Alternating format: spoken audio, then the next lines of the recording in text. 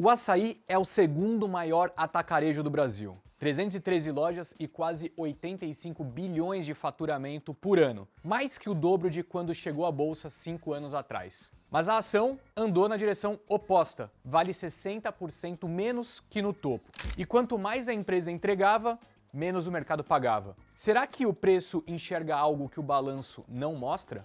Meu nome é Henrique Stetter e esse é o Pulso do Mercado. A nossa história começa em 1974, com Rodolfo Nagai, um jovem de 19 anos, filho de imigrantes japoneses. Ele comprava farinha para revender a pasteleiros de feira em São Paulo. Dali nasceu o Assaí. 3 décadas depois, em 2 etapas entre 2007 e 2009, o grupo Pão de Açúcar comprou a rede por cerca de 383 milhões de reais. Guarde esse número bem, porque ele volta daqui a pouco.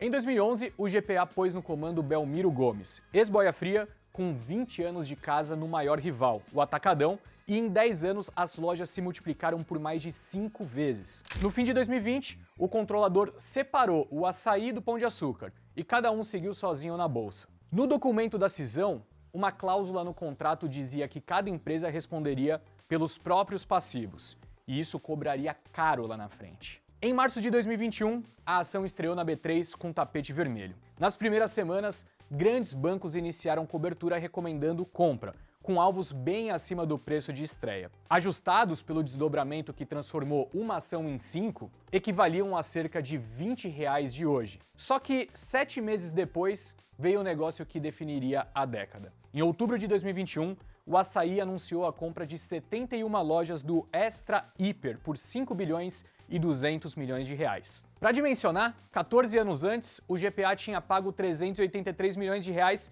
pelo Assaí inteiro. Agora, o Assaí pagava mais de 13 vezes esse valor só pelos pontos de loja. O desconforto maior nem era o preço, e sim o vendedor. O grupo francês Casino, dono do GPA e do Assaí ao mesmo tempo, comandado pelo ex-banqueiro Jean-Charles Naouri. Vender lojas de um bolso para o outro, sem voto dos minoritários, fez o Itaú BBA se declarar profundamente desconfortável. No dia do anúncio, o mercado escolheu o vencedor. O GPA disparou e o Assaí caiu. Um ano depois, no fim de 2022, a dívida do Assaí tinha saltado para 4,4 vezes o que a empresa gerava de operação ao ano. Era a demonstração mais clara da fatura do Extra chegando na conta do Assaí. Operacionalmente, porém, o negócio funcionou. O Assaí virou um canteiro de obras, com 60 novas lojas em 2022. Uma inauguração a cada 4 dias no segundo semestre. Cada Extra convertido passava a vender mais do que o dobro do estabelecimento quando era hipermercado. Com a inflação de alimentos nas alturas e o brasileiro migrando para o atacarejo, as lojas que já existiam fecharam o ano vendendo 10,5% mais. Sendo assim, a ação subiu incríveis 52%. No dia 25 de janeiro de 2023, dias depois de estourar o rombo da Americanas, o Assaí fez o caminho contrário do setor de varejo, atingindo seu topo histórico com a ação batendo R$ 21,11. O mercado pagava o preço máximo da história, sabendo que o controlador da empresa estava quebrando. Isso porque, na França, o império de Naouri desabava sob mais de 6 bilhões de euros de dívida. E a salvação dele tinha um método: vender o Assaí. Foram 3 ofertas em apenas 7 meses. R$ 19 por ação no fim de 2022, 16 em março de 2023 e R$ 13,38 em junho. Uma oferta abaixo da outra, comprovando que o Casino tinha pressa. Naquele mesmo mês, o controlador finalmente zerou a posição. O Assaí virou então uma empresa sem dono, mas uma herança do antigo controlador continuava escrita no contrato da cisão. E mais, a liberdade já nasceu cara. A Selic tinha disparado para 13,75% ao ano, sendo o vilão de quase todas as nossas histórias. Já no segundo trimestre de 2023, a despesa financeira, ou seja, os gastos com juros, quase dobrou, derrubando então o lucro contábil pela metade. A ação fechou 2023 em R$ 13,53, caindo mais de 30% no ano. A operação rodava bem, o balanço pesava demais. 2024 transformou a queda numa verdadeira debandada. O vento da inflação de alimentos parou de soprar a favor e as vendas passaram a crescer menos que o custo da dívida com a Selic voltando a subir. Em setembro, o fantasma da cisão apareceu pela primeira vez. A Receita Federal colocou 1 bilhão e 260 milhões de reais em bens do Açaí numa lista de garantia por dívidas da era GPA. Aquele acordo de cada um responde pelos próprios passivos, para o fisco era apenas um acordo privado entre empresas, o que não significava muita coisa. A ação despencou 8% e fez mínima histórica no dia. A lista foi cancelada semanas depois, mas o mercado percebeu que o passivo podia aparecer a qualquer momento. Foi aí que as casas de análise viraram as mãos em sequência. O JP Morgan tinha elevado a recomendação da ação para compra em abril. 5 meses depois, cortou para neutro com uma sugestão: emitir ações para arrumar o balanço, mesmo diluindo quem já era sócio. 4 dias depois desse relatório, foi a vez do Bank of America fazer seu rebaixamento. Em outubro, o BTG até manteve compra, mas escreveu a frase que resumiu o clima, abre aspas, mantemos a recomendação de compra por enquanto. Isso não impediu o banco de derrubar o seu próprio preço-alvo em 31%, sendo o maior corte de todo o ciclo. A empresa respondeu em novembro, só que de forma diferente. Nada de emitir ações. A dívida cairia com o próprio caixa, com investimentos e lojas novas cortadas pela metade. Só que no dia 18 de dezembro de 2024, a ação atingiu o fundo do poço. Fechou a apenas R$ 5,14, sendo um tombo então de 7% no único pregão e de 58% no ano. Se considerarmos da máxima a mínima histórica, incríveis 75% do valor tinha evaporado em menos de 2 anos. 2025 viraria então o ano da prova.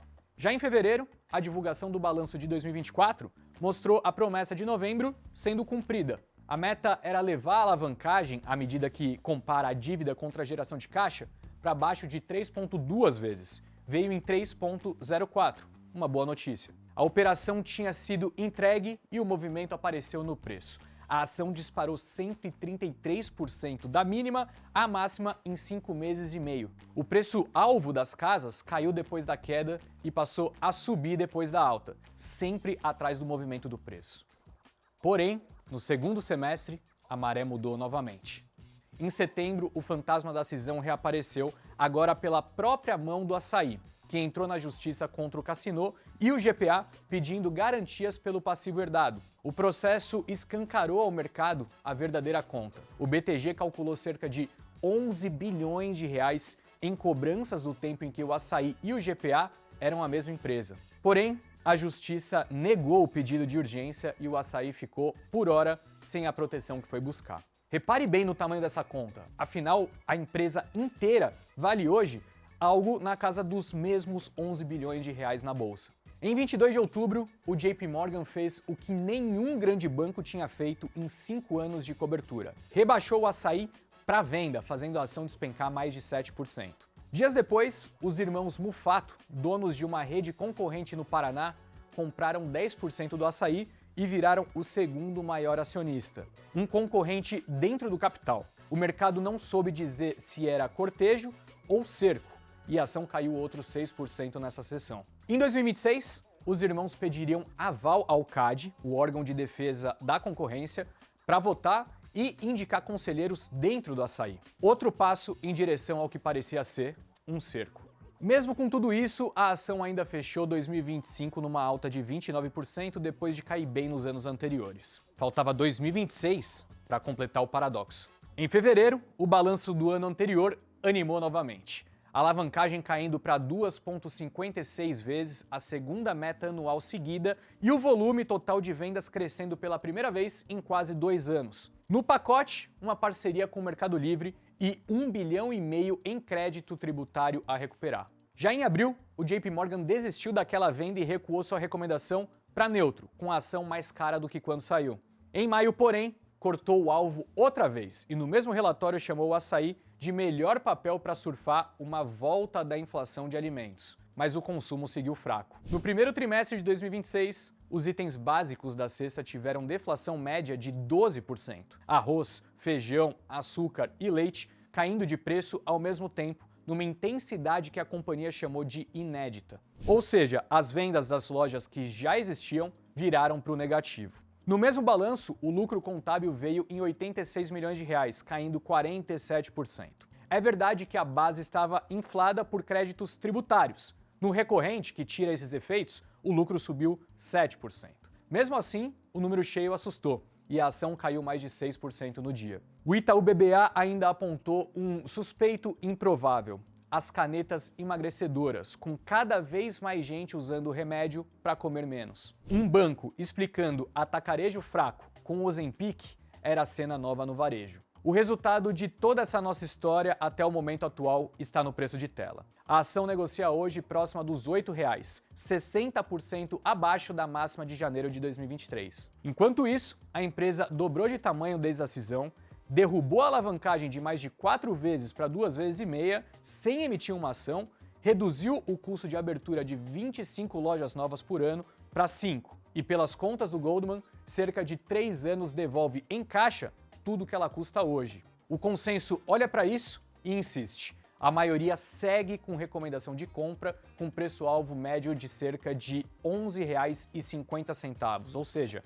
40% acima do preço de tela. De um lado, um balanço que cumpriu cada meta que prometeu, do outro, um risco herdado de 11 bilhões que nenhum modelo precifica inteiro, um concorrente à espera do aval do CAD e um consumidor que, entre juro alto e caneta emagrecedora, enche cada vez menos o carrinho. O dilema é justamente esse. O açaí é a ação barata que os bancos acreditam ou o preço de tela de hoje é justo por fantasmas que o balanço não mostra?